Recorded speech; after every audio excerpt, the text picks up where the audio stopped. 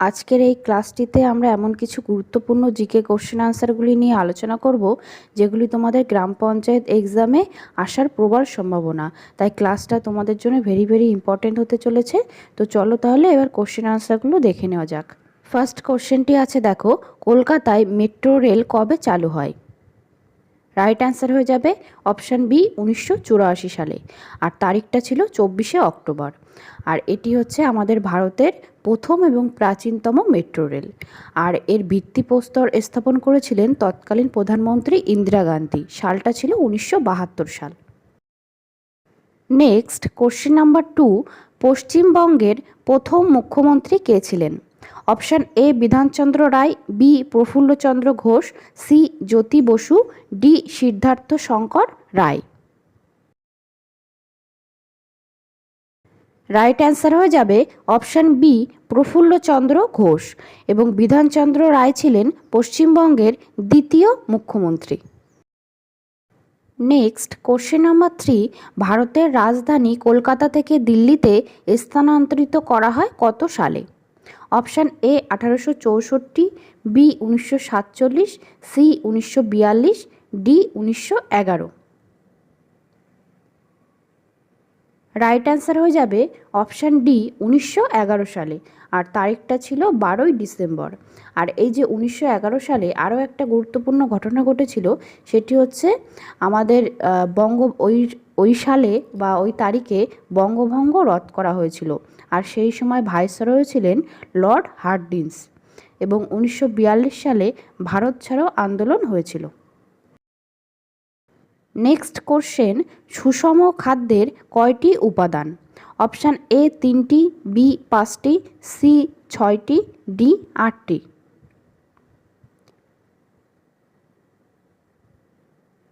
এক্ষেত্রে right answer হয়ে যাবে অপশান সি 6টি।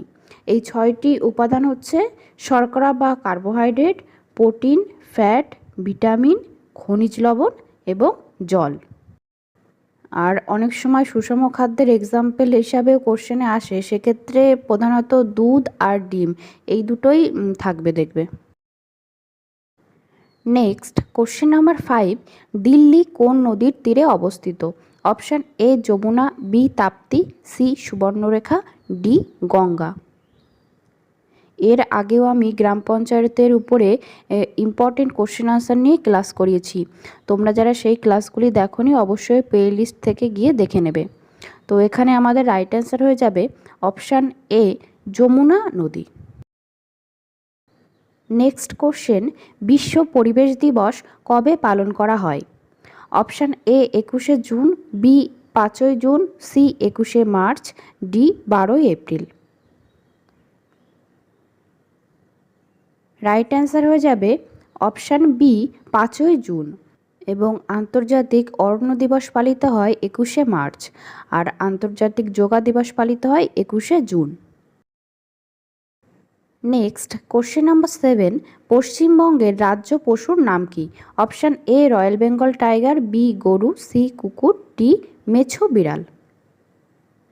এই চ্যানেলে আমি নিয়মিত তোমাদের জন্য বিভিন্ন চাকরির পরীক্ষার জন্য জিকে কোশ্চেন আনসার এবং তার পাশাপাশি প্রিভিয়াস ইয়ার্সের কোশ্চেন পেপার বা তোমাদের চাকরির বিভিন্ন নোটিফিকেশান বা বিভিন্ন আপডেট নিয়ে আলোচনা করি।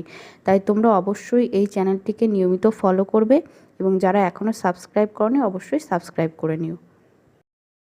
এখানে আমাদের রাইট অ্যান্সার হয়ে যাবে অপশান ডি মেছো বিড়াল, এবং যদি রাজ্য পাখির নাম জানতে চাওয়া হয় তখন হবে সাদা বুকওয়ালা মাছরাঙা, আর রাজ্য ফুল বললে শিউলি, এবং রাজ্য যদি গাছ বলা হয় সেক্ষেত্রে হবে ছাতিম। আর রয়্যাল বেঙ্গল টাইগার হচ্ছে আমাদের ভারতের জাতীয় পশু। নেক্সট কোশ্চেন, মেঘালয়ের রাজধানীর নাম কি? Option A Imphal, B Kohima, C Shillong, D Aizawl. Right answer হয়ে যাবে option C Shillong. Next question number 9, ভারতীয় সংবিধানের কোন অংশে মৌলিক অধিকার অর্থাৎ ফান্ডামেন্টাল রাইটস উল্লেখ রয়েছে?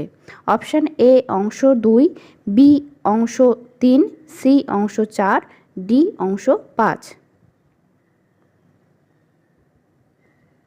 রাইট অ্যান্সার হয়ে যাবে অপশান বি অংশ 3। আর এটা সংবিধানের যদি কোন অনুচ্ছেদ জানতে চাওয়া হয় তখন হবে 12 থেকে 35 নম্বর অনুচ্ছেদের মধ্যে এই মৌলিক অধিকারটা লিপিবদ্ধ আছে।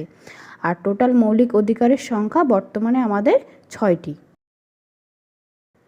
নেক্সট কোশ্চেন, ভারতের কোন রাজ্যের সঙ্গে পশ্চিমবঙ্গের সীমানা দীর্ঘতম?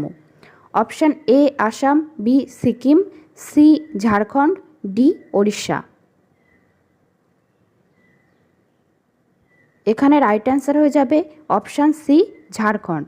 আর এই সীমানাটার দৈর্ঘ্যটা যদি জানতে চাওয়া হয় সেক্ষেত্রে প্রায় 500 কিলোমিটার মতো এই যে সীমানাটার দৈর্ঘ্যটা। আর সবচেয়ে কম সীমানা আছে যে রাজ্যের সঙ্গে সেটি হচ্ছে সিকিম, আর তার দৈর্ঘ্য প্রায় 50 কিলোমিটার মতো।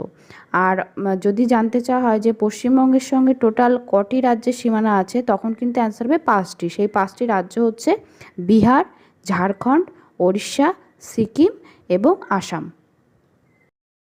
আজকের এই ক্লাসটি তোমাদের কেমন লাগলো কমেন্টে জানিও, এবং যারা লাইক এবং শেয়ার করোনি তারা অবশ্যই লাইক আর শেয়ার করে দিও। আর নিয়মিত এই ধরনের ক্লাস আমি তোমাদের জন্য প্রোভাইড করি, তো তোমরা অবশ্যই প্রত্যেকটি ক্লাস ফলো করবে। আর আজকের ক্লাসটি এখানেই শেষ করলাম।